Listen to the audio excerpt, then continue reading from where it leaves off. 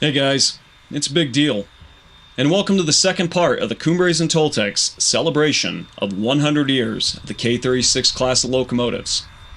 Let's resume our journey across the line as we depart Cumbres in both directions towards Chama and Antonito. Our westbound mid-train freight has crested the divide of Cumbres, and the 488 has already taken on water and performed its brake test, leaving the 484 in the rear half of the train. Normal practice would have the 484 cut out of the train with it to drift down the hill alone. Today, it will take the rear half down to save time.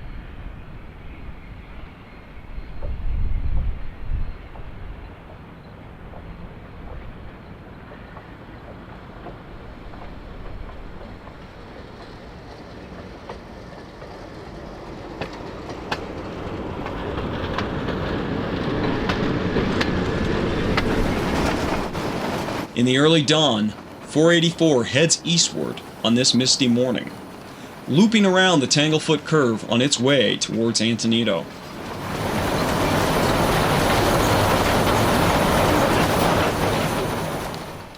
With the final section of the eastward turn placed in the yard limits of Cumbres, we're below Windy Point, but above the Coxo Horseshoe, as both the 484 and 488 drift towards Chama to prepare for that evening's activities.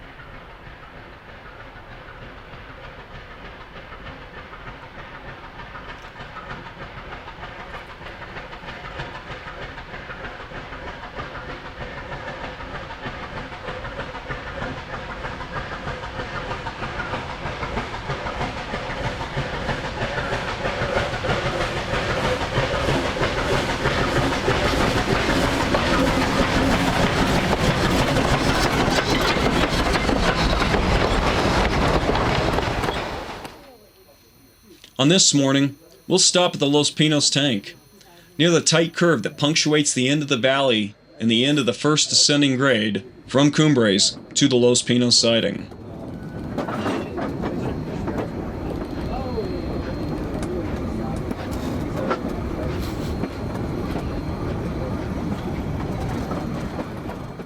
Having its cistern filled, the 484 has departed the Los Pinos Tank and rolled past the siding and heads southward over the Pile Trestle across the only crossing of the Rio de Los Pinos.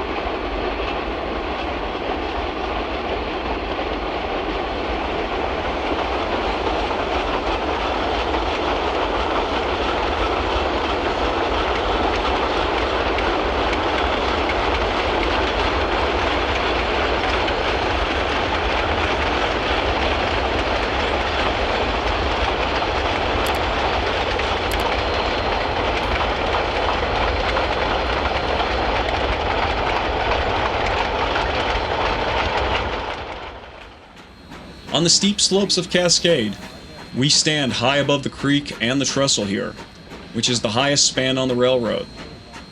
Originally a wooden trestle was used to leap the chasm, but in 1889 it was replaced by this steel viaduct.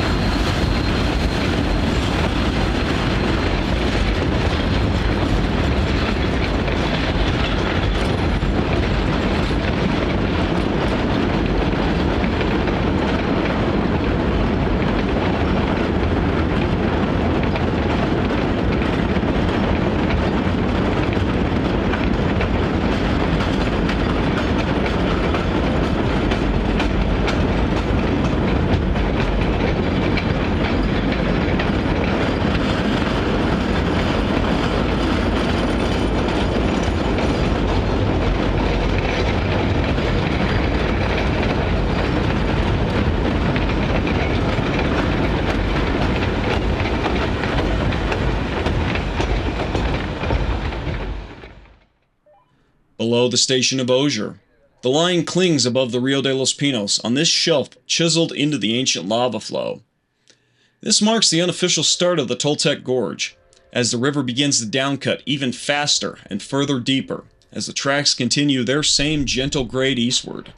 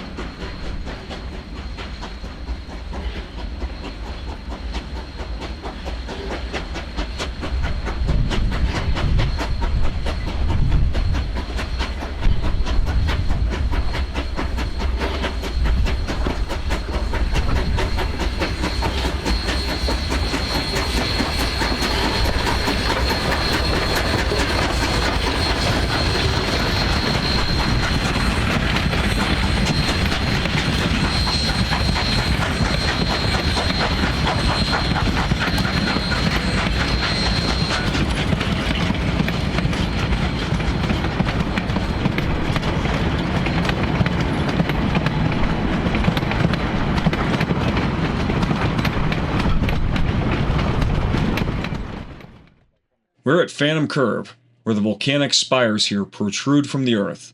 The rails thread their way eastward, and where we catch 484 pulling our freight.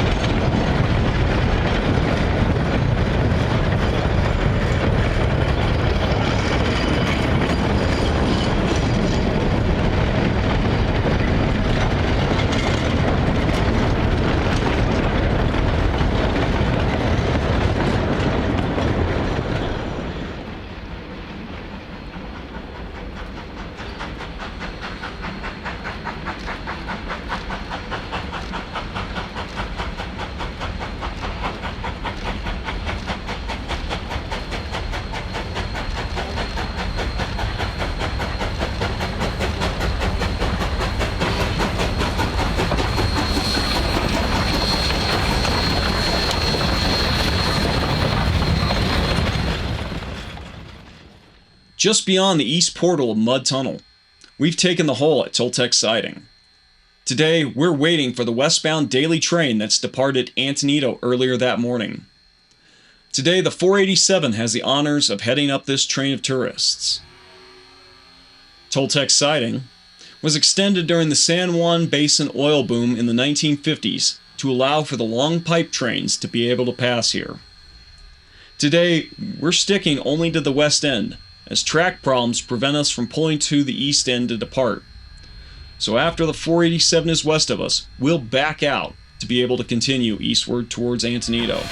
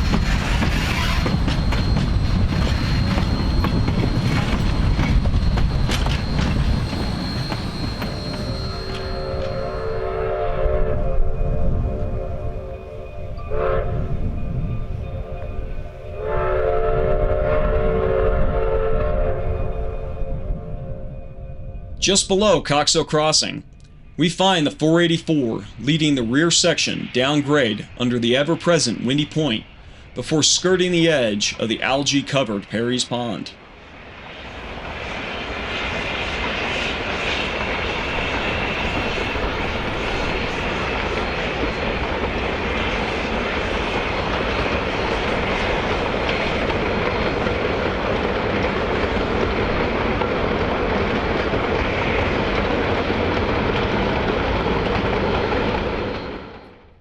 Bighorn, perched high above the San Luis Valley, is the site of a siding and why.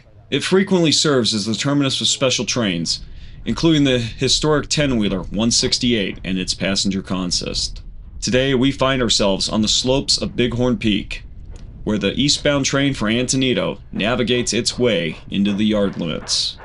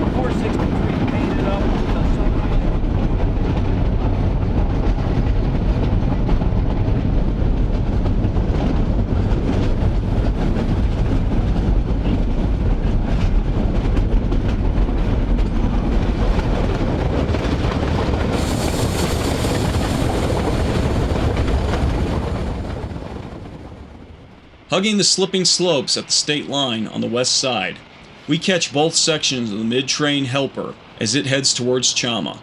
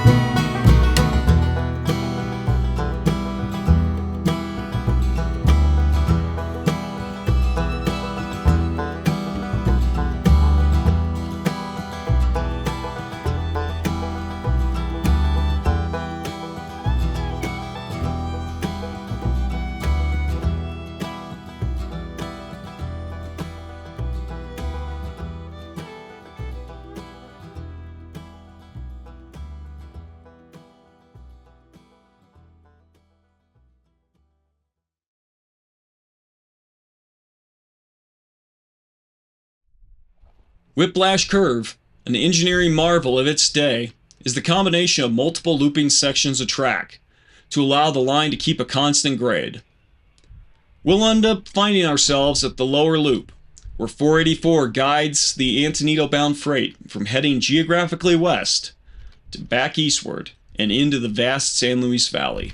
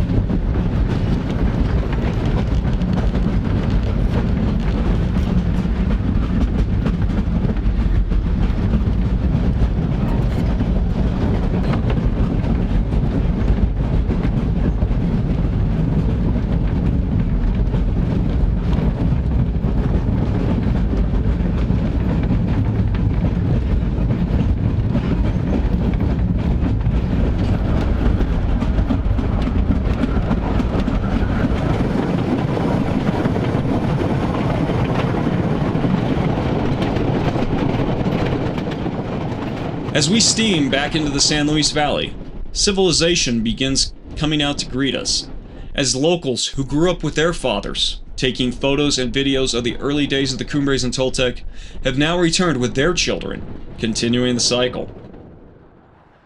Back on the west slope, we're at Lobato, where the 484 winds its way down the serpentine path to the trestle and through the siding.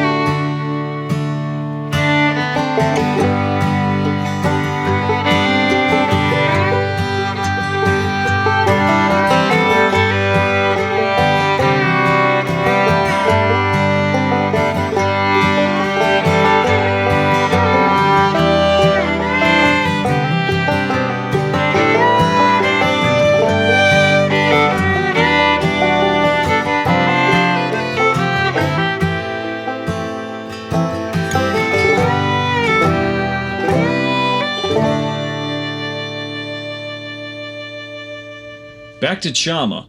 Both sections of the train are now in the yard and turn on the Y. Instead of heading back out, both locomotives will put their freight consists into the various yard tracks, capping a successful weekend of freight railroading recreations in the Conejos Range. A modern-day glimpse into what these lumbering beasts would have looked like when they came off Baldwin's factory floor in 1925.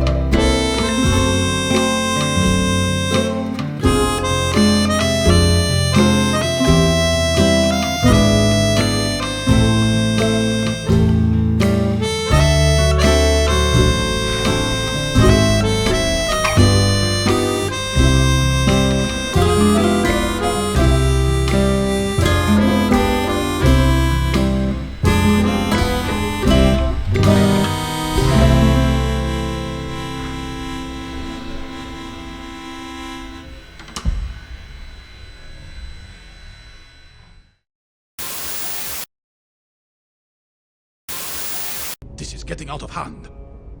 Now there are two of them.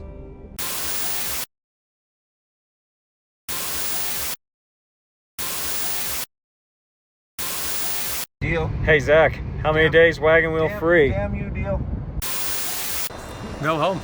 Show's over. Why are you still watching? You're more than fired. Go away. Yeah.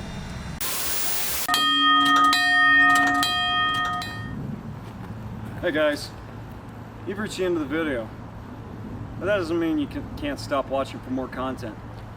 Make sure you click like and subscribe, and check out for more of this extra content in some of these other boxes. I'm Big Deal. Thanks for watching.